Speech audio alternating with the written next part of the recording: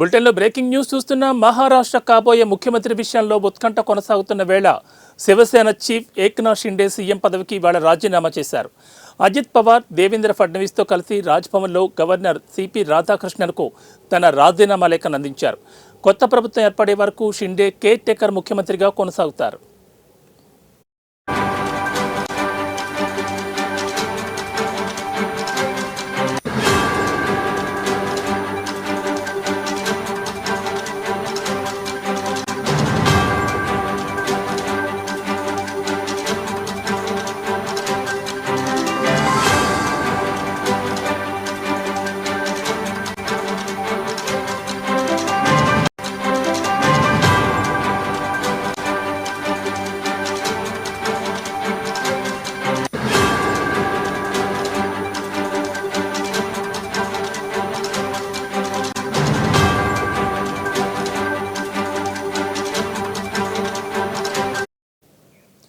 ఇటీవల జరిగిన అసెంబ్లీ ఎన్నికల్లో బీజేపీ నేతృత్వంలోని మహాయుతి కూటమి ఘన విజయం సాధించింది.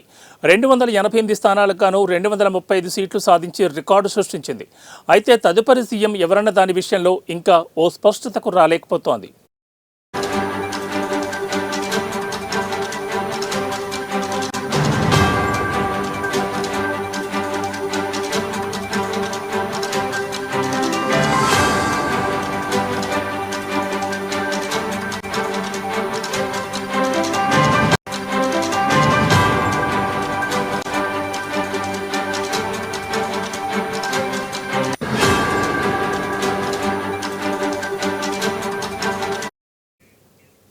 శివసేన మాత్రం షిండేనే ప్రభుత్వాన్ని నడిపిస్తారని చెబుతుండగా దేవేంద్ర ఫడ్నవీస్కే ఆ ఛాన్స్ ఉందని బీజేపీ వర్గాలు అంటున్నారు.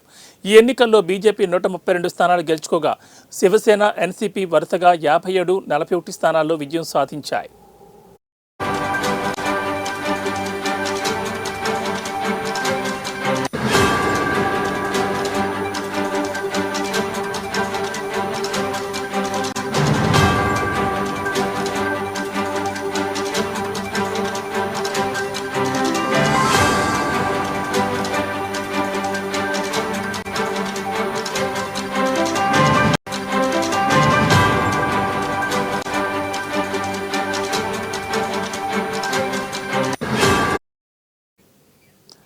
మహారాష్ట్ర కాబోయే ముఖ్యమంత్రి విషయంలో ఉత్కంఠ కొనసాగుతున్న వేళ శివసేన చీఫ్ ఏక్నాథ్ షిండే సీఎం పదవికి ఇవాళ రాజీనామా చేశారు.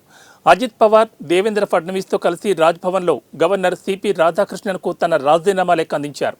కొత్త ప్రభుత్వం ఏర్పడే వరకు షిండే కేర్ టేకర్ ముఖ్యమంత్రిగా కొనసాగుతారు.